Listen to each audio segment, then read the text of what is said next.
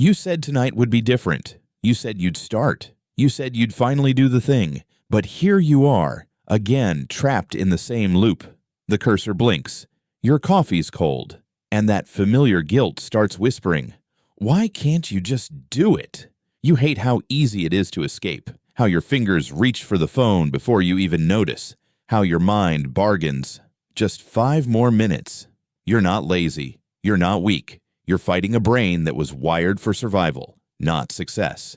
Every time you try to change, your brain sounds the alarm. To your mind, comfort means safety, and discomfort, even the good kind, means threat. That's why you procrastinate. That's why discipline feels like dragging your soul uphill. You're not broken, you're conditioned. Your brain has 2 major forces at war: the limbic system, impulsive, emotional, craving instant pleasure, and the prefrontal cortex, rational, visionary, the voice that says, you can be more. But the limbic system reacts first. It's ancient, built to help you survive saber-toothed tigers, not deadlines. So when you face discomfort, it screams danger, even if it's just an empty gym. That's why scrolling feels safe, why junk food feels soothing, why procrastination feels like peace, until it doesn't. Your brain isn't sabotaging you. It's protecting you from change. You were trained, long before you knew it, to equate comfort with safety.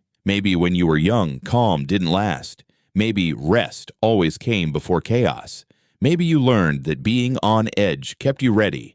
That's hypervigilance, a nervous system stuck in survival mode. Even when life is quiet, your mind waits for something to go wrong. So now, when you try to do something hard, something uncertain, your brain doesn't see growth. It sees risk. That's why you freeze before starting. That's why peace feels uncomfortable, because your nervous system was never taught that safety can exist without control. You're not avoiding the task. You're avoiding the feeling that comes with it. But here's the truth. You can train your brain to crave discomfort, not by force, by association. Every habit runs on 3 steps: cue, routine, reward. Your brain doesn't care what the habit is, only that it ends in dopamine. So if comfort brings the reward and effort brings pain, guess which one wins every time? But if you flip the script, if you teach your brain that discomfort equals pride, purpose, and progress, it starts to crave it. That's neuroplasticity, the brain's ability to rewire itself through repetition and emotional meaning. So start small: 1 cold shower, 1 minute of stillness, 1 uncomfortable truth faced without running. You don't wait for motivation. You build momentum, and your brain learns, this pain won't destroy me. This struggle means growth.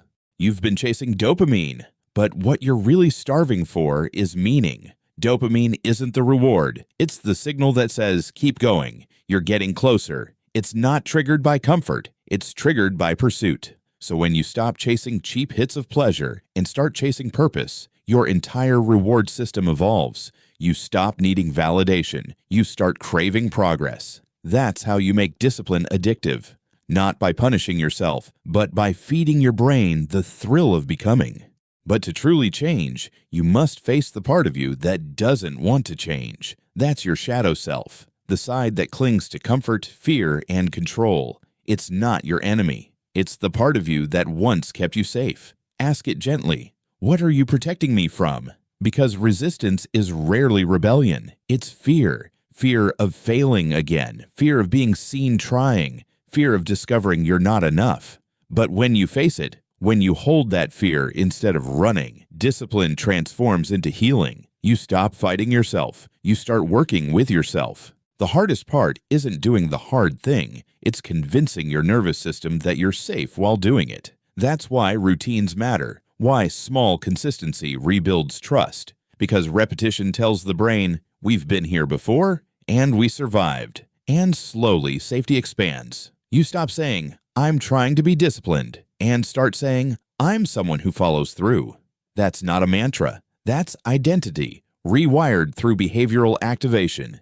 Every time you act despite fear, your brain learns courage. One day, the things that once terrified you will feel natural, not because they got easier, but because you built the strength to hold them. And your brain, the same one that once ran from effort, will crave it. Because it finally understands that discomfort was never punishment. It was the path back to safety. So the next time that voice whispers, "I don't want to do this," smile, because that's your old wiring fading. That's evolution happening in real time. You weren't designed to chase comfort. You were designed to transform through challenge. And once your brain tastes that kind of growth, you'll never crave the easy life again.